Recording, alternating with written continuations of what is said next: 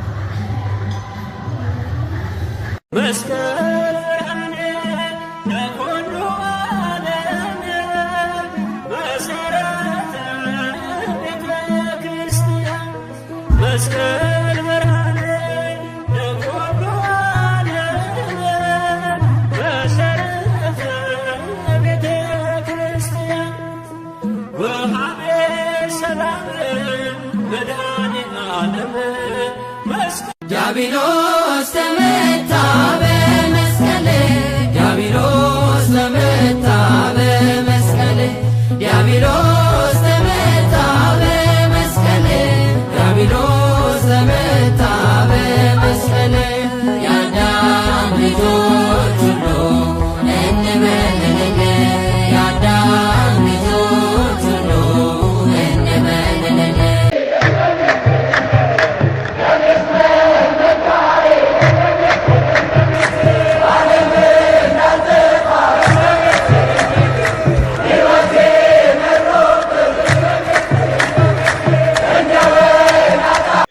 በጣም በሚያምርና በደማቅ ሁኔታ ነው የተከበረው። በሰላም ስለተጠናቀቀ እግዚአብሔር አምላክ ይክበር ይመስገን። ክቡራን ተመልካቾች አሁን ደግሞ ወደ መጀመሪያው ወደ ሰበር ዜና ልውሰዳችሁ። የቅድስት ድንግል ማርያምን እንግዲህ በሰሞኑ በመቅደድና በማጨማለድ በአጸያፊ ሁኔታ ያን ድርጊት በማድረግ ሚዲያ ላይ የለቀቀችው ግለሰብ ብዙ ኦርቶዶክሳውያን ድምፅ የሆኑ ለመንግስትም ሆነ ድምፃቸውን እያሰሙ ለመንግስት ድምፅ እያሰሙ ፍትህ እያሉ እየጠየቁ ነበረ። እንግዲህ ከዚህ ጋር በተያያዘ በእስር ቤትም ያሉ ወንድሞች አሉ። ነገር ግን አሁን የአዲስ አበባ ፖሊስ በቁጥጥር ስር መዋሉን በይፋ ተናግሯል። ወደዛ ልውሰዳችሁ። በአሁኑ ሰዓት የአዲስ አበባ ፖሊስ የቅድስት ድንግል ማርያምን ስዕለ አድኅኖ የቀደደችውን ግለሰብ በቁጥጥር ስር አውሎ ምርመራውን መጀመሩን አሳውቋል። ሰበር የምስራች! የቅድሳትን ስዕላት በመቅደድ በማህበራዊ ሚዲያ ላይ ስታሰራጭ የነበረችው ግለሰብ በቁጥጥር ስር መዋሏን የአዲስ አበባ ፖሊስ ጠቅላይ መምሪያ አስታውቋል። በዛሬው በዳመራው ዕለት ታሪክ ተሰራ።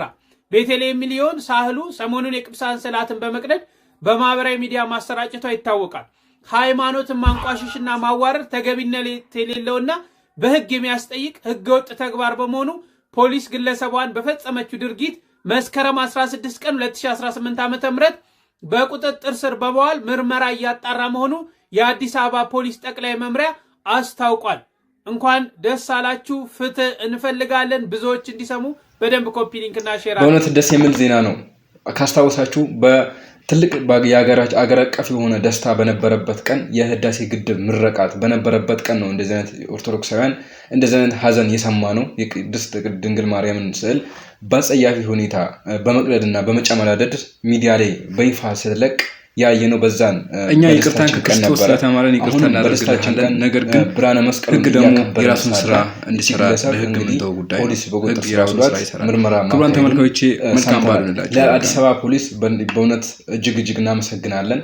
በዚሁ ድርጊት በዚሁ ሁኔታ እንዲቀጥሉና ቤተክርስቲያን ላይ እንደዚህ አይነት ስርዓት አልበኝነትን ሲያካሂዱ ዝም ብሎ ከማየት ይልቅ እንደዚህ ይዞ ምርመራ አድርጎ መቀጣት ያለባቸውን እንዲቀጣቸው በዚሁ እንዲበረታታ በዚሁ እንዲቀጥል ጥሪያችንን እናቀርባለን። አሁን ደግሞ የማስመለከታችሁ እንግዲህ ከሰሞኑ ወንድማችን ጋዜጠኛ ነጋሽ ላይ ትልቅ ዛቻ ሲያደርግበት የሀገር መከላከያ የሆነ መለዮ ልብስ ለብሶ የግድያ ዛቻ ሲያደርግበት የነበረው ግለሰብ አሁን የሆነ የመኪና አደጋ ከደረሰበት በኋላ ተርፎ አሁን ይቅርታ ጠይቋል በአደባባይ ኦርቶዶክሳውያን። እስኪ አጠር አድርገን እንመልከት። የኢትዮጵያ ኦርቶዶክስ ተዋሕዶ ልጆች ይቅርታ፣ ነጋሽ ወንድሜም ይቅርታ፣ ከልብ ይቅርታ አድርግልኝ። የሥራ ባልደረቦችም የመከላከያ ሰራዊት አባሎች በሙሉ ይቅርታ አድርጉልኝ። እኛ ያው ከክርስቶስ እንደተማርነው ይቅርታ እናደርጋለን፣ ለበደሉን ይቅርታ እናደርጋለን። ነገር ግን በተናጥል የተበደለው ወንድማችን ነጋሽና ህግ የሚያደርጉትን ያደርጋሉ። ህግ ይቅርታ ማረግም ካለበት ይቅርታ ያደርጋል፣ መጠየቅ ያለበትን ደግሞ ህግ ይጠይቃል ማለት ነው። ይሄን ለህግ እንተዋለን ማለት ነው። ግን ተጸጽቶ አንድ ግለሰብ እንደዚህ ያን ያደረገውን ድርጊት ይቅርታ ማድረጉ ይቅርታ መጠየቁ አንድ ነገር ነው። ነገር ግን ለህግ እንተዋለን። ክቡራን ተመልካቾቼ እነዚህ ሰበር ዜናና የምስራች ነው ብዬ ያሰብኩት ነው የጃጁላችሁ የመጣሁት እንጂ መልካም በዓል ይሁንላችሁ። በአዲስ መረጃ ተመልሼ እመጣለሁ። ሰላም ቆዩ። መልካም በዓል።